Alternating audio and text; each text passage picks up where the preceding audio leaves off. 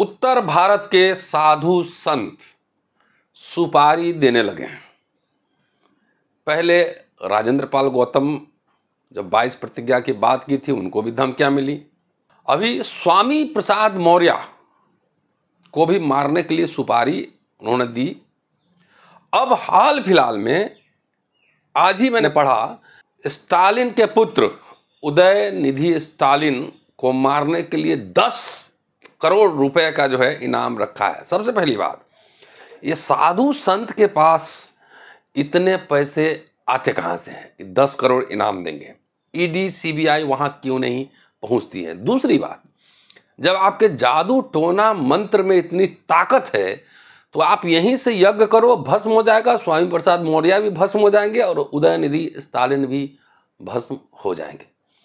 दोस्तों, उदयनिधि स्टालिन के एक बयान से बवाल कटा हुआ है उत्तर भारत में, दक्षिण में नहीं, उत्तर भारत में। मैं बताऊंगा विस्तार से उसका कारण क्या है, उत्तर और दक्षिण में क्या फर्क है, ये इस एपिसोड में बताने वाला हूं। क्या कहा है कि सनातन धर्म में सुधार की जरूरत नहीं है, उसको इराडिकेट कर देना चाहिए, डेंगू मलेरिया की तरह इराडिकेट कर देना चाहिए, उन्मूलन कर देना चाहिए, जाति का उन्मूलन। ये कोई नई बात उदयनिधि ने नहीं कही है। इसके पहले डॉक्टर अंबेडकर ने जाति का उन्मूलन पूरा भाषण, उनका किताब छपा हुआ है। अंबेडकर साहब ने जो लिखा है और पेरियार साहब ने जो लिखा है, अगर उसको पढ़े तो आप समझ जाएंगे कितना आक्रामक तेवर के साथ उन्होंने लिखा है। लालू सिंह यादव, तमाम लोग ऐसे रहे हैं, लिखते रहे हैं, लेकिन जब से बीजेपी सरकार में आई है तब से इनका मनोबल इतना बढ़ा हुआ है कि अपने अंदर सुधार की बात नहीं करते हैं। एक आदिवासी युवक के सर पे पेशाब कर दिया जाता है, दलितों की हत्याएं हो रही हैं, तमाम मुसलमान मारे जा रहे हैं, छुआछूत, जाति पाति, ये सब भयानक तरीके से बढ़ा है। विश्वविद्यालय में, दिल्ली विश्वविद्यालय की बात कर रहा हूं, जातिवाद चरम पर है। आईआईटी में स्टूडेंट सुसाइड कर रहे हैं। इस पे ये सनातनी बाबा लोग नहीं बोलते हैं, धर्म संसद में इस पे सुधार की बात नहीं करते हैं। जाहिर है नहीं करेंगे, क्योंकि इनको मनुवाद में इनको आस्था है, मनुस्मृति लागू करना है। बिहार के शिक्षा मंत्री प्रोफेसर चंद्रशेखर ने भी सवाल खड़े किए थे तुलसीदास के राइटिंग पर। स्वामी प्रसाद मौर्य एग्रेसिव हैं। मेरी मुलाकात हुई, मेरी बात हुई, आपने सुना होगा उनको। और ये मुखर आवाज तेज हो रही है उत्तर भारत में भी और दक्षिण भारत में, और ज्यादा तेज होगी। इसका कारण है जातिगत दमन, भेदभाव का बढ़ता प्रभाव। आप अपने में सुधार नहीं करेंगे। और कल मैं एक सेमिनार में था, वहां पे एक कह रहे थे कि सनातन धर्म, हिंदू धर्म में कुछ अच्छा तो हुआ होगा। मेरी उस पर राय है, सुन लीजिए गौर से, कि E.H. कार, उन्होंने व्हाट इज हिस्ट्री किताब लिखा है। उन्होंने लिखा है कि आधा गिलास अगर पानी है तो अगर आप कहें कि पानी हाफ इज फुल, मतलब आधा गिलास पानी, ये भी सही है, और आधा गिलास खाली है, ये भी सही है। कोर्ट में बहस करने जाते हैं, 3 शब्द सिर्फ होते हैं, मारो मत भागो।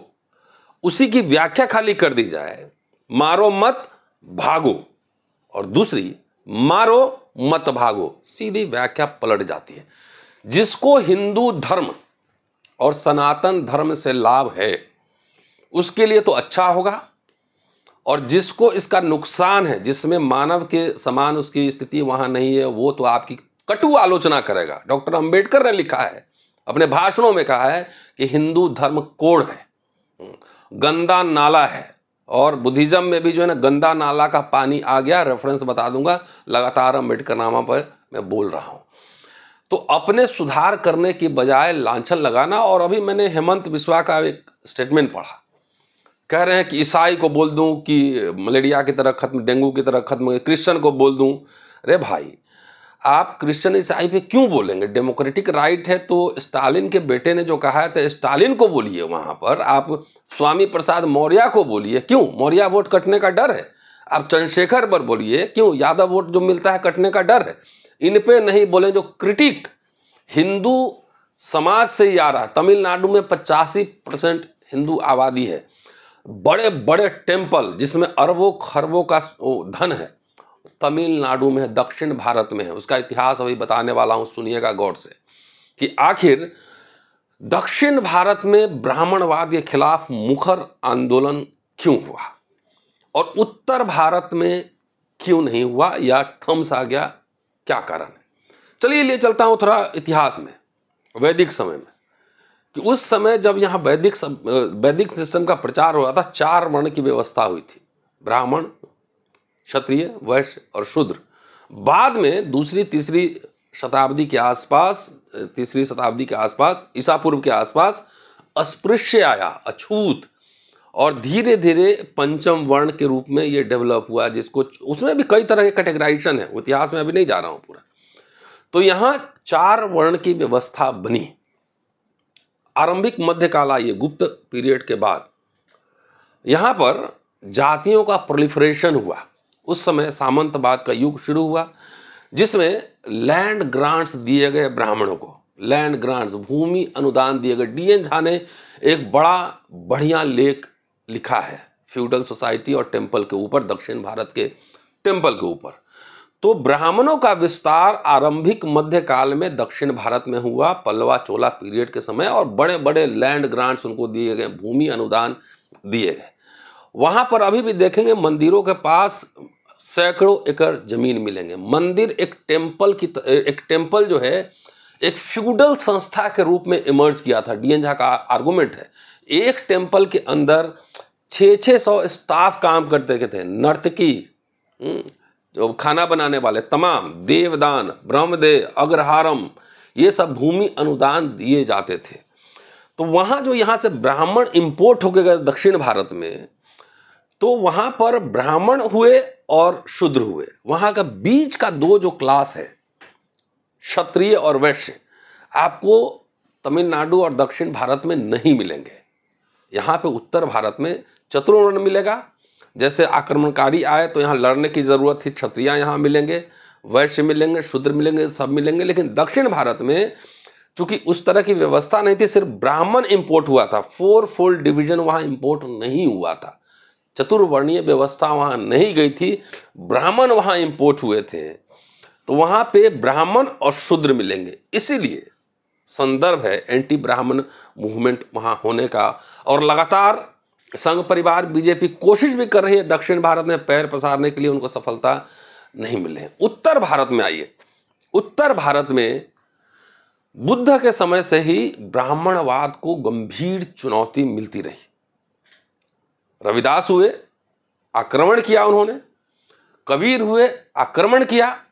बाद के दिनों में आप देखेंगे कि कई और रिफॉर्मर्स हुए, ललित सिंह यादव तक आए, लगातार लोग बोलते रहे। इसलिए यहाँ ब्राह्मण जो है ना थोड़ा लचीला रहता है। अगर अभी सपा बसपा की सरकार आ जाए उत्तर प्रदेश में, वो जितना साधु संत जो अभी सुपारी दे रहे हैं ना, सब कहाँ गायब हो जाएंगे, आपको पता नहीं लगेगा।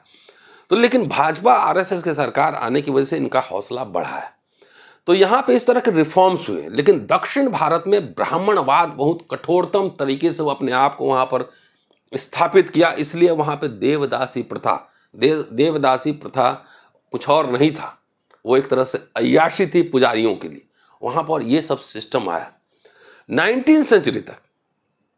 वहाँ पे ये प्रथा बहुत मजबूत रही। अंग्रेज जब आए, वहाँ पे सबसे पहले अंग्रेजी एजुकेशन ब्राह्मणों ने ली, और शासन प्रशासन में तमाम तरह के जो है ना उनकी पूरी दावेदारी, एकाधिकार एक तरीके से था। 20वीं सदी के आरंभिक दिनों में जब आप देखेंगे कि दक्षिण में जो आंदोलन हुआ, पेरियार साहब का नाम आप जानते ही हो, काशी में आए थे और वहाँ पे उनको खाना नहीं दिया गया था, कचरे में से खाना निकाल कर उनको खाना पड़ा था। एंटी कास्ट मूवमेंट उन्होंने चलाया। वहाँ पे सबसे पहले पिछड़े वर्ग को आरक्षण मिला 1920 में, जो मद्रास प्रेसिडेंसी थी वहाँ पे उनको आरक्षण मिला। और वहाँ पे एंटी ब्राह्मण मैनिफेस्टो जारी किया गया था 1916 के आसपास। तो बहुत ही तेज वहाँ पर, चूंकि इतना ज़्यादा ऑपरेशन था, इसलिए ब्राह्मणवाद का वहाँ मुखर विरोध हुआ और आज भी जारी है। चूंकि उत्तर भारत में यहाँ पे हिंदुत्व का प्रभाव ज़्यादा है, हिंदी पट्टी जिसको कहते हैं, और दलित पिछड़े नेता भी डरे समय रहते हैं और ये अनइक्वल सिस्टम पे, असमानता पर प्रहार नहीं करते हैं, जातिवाद पर। और इसकी जो सोर्सेज हैं, डॉक्टर अंबेडकर ने लिखा है ना, महाराष्ट्र से इधर वाला पॉलिटिक्स देखिए, उसके दक्षिण वाला पॉलिटिक्स देखिए। डॉक्टर अंबेडकर ने लिखा है कि असमानता इसके जड़ में है। अगर जाति व्यवस्था हिंदू धर्म से निकाल दी जाए तो हिंदू धर्म अपने आप में कुछ है ही नहीं, इसका कोई वजूद ही नहीं रहेगा, मिट जाएगा ये। तो इसको ढो रहे हैं यहाँ पर दलित और पिछड़े। लेकिन दक्षिण भारत में इसका प्रचंड विरोध है, अभी भी है। दक्षिण भारत के पॉलिटिकल लीडर्स भी उदयनिधि स्टालिन के साथ खड़े हैं वहाँ पर। और यहाँ पे नॉर्थ इंडिया में यहाँ के नेता थोड़ा चुप रहते हैं। सवाल समझिए, दोनों धाराओं को समझिए। ब्राह्मणवाद वहाँ इतनी मजबूत थे, और वहाँ इसलिए बाइपोलर डिवीजन है ना, कि एकदम साफ डिवीजन, वहाँ ब्राह्मण और गैर ब्राह्मण। वहाँ ब्राह्मण है, शूद्र अति शूद्र है। उत्तर भारत में ब्राह्मण क्षत्रिय वैश्य शूद्र एक के सर पर एक, एक के सर पर एक, एक के सर पर एक। और अब तो चूंकि लड़ना क्षत्रियों का काम है, तो अब पासी क्षत्रिय, यादव क्षत्रिय, कुर्मी क्षत्रिय, ब्राह्मण लोग सबको क्षत्रिय बना रहा है, ब्राह्मण नहीं बना रहा है।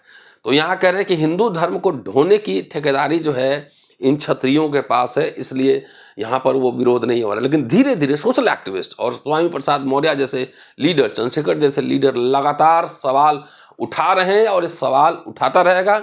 ये वीडियो उदयनिधि स्टालिन के समर्थन में बना रहा हूँ कि वहाँ पर दक्षिण में एक बात और कह रहा हूँ, वहाँ पे 8वीं-9वीं शताब्दी में भक्ति आंदोलन भी चला। तो भक्ति आंदोलन मतलब भक्त सवाल नहीं कर रहा है, तो इसलिए वहाँ पे बहुत एग्रेसिव ब्राह्मणिज्म रहा। इसलिए जो मुखर विरोध है, बाइपोलर डिवीजन है, ब्राह्मण एंटी ब्राह्मण, वो दक्षिण में ज़्यादा है। उत्तर भारत में जातियों के ऊपर जातियाँ हैं, 4 वर्ण हैं, वर्णों के बीच में भी जातियाँ हैं, ब्राह्मणों के अंदर भी जातियाँ हैं। तो इसलिए उत्तर भारत में वो मुखर आंदोलन नहीं हो रहा है। पेरियार ललई सिंह यादव और जगदेव प्रसाद कुशवाहा जैसे कुछ लीडर्स थे जो सवाल उठा रहे थे, लेकिन अभी स्वामी प्रसाद मौर्य जैसे नेता सवाल उठा रहे हैं। इसका विरोध जातिवाद और ब्राह्मणवाद, इसका विरोध करना सनातन अपने आप में क्या है?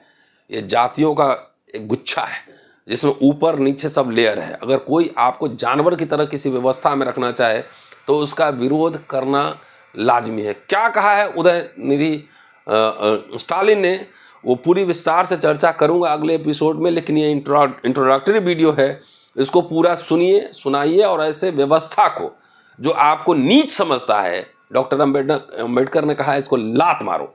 तो ऐसी व्यवस्था जो आपको नीच समझता हो, उसको डॉक्टर अम्बेडकर ने कोड़ कहा है। ये धर्म के नाम पर कोड़ है। तो इसका विरोध लगातार होते रहना चाहिए। शुक्रिया, देखते रहिए अम्बेडकर नामा।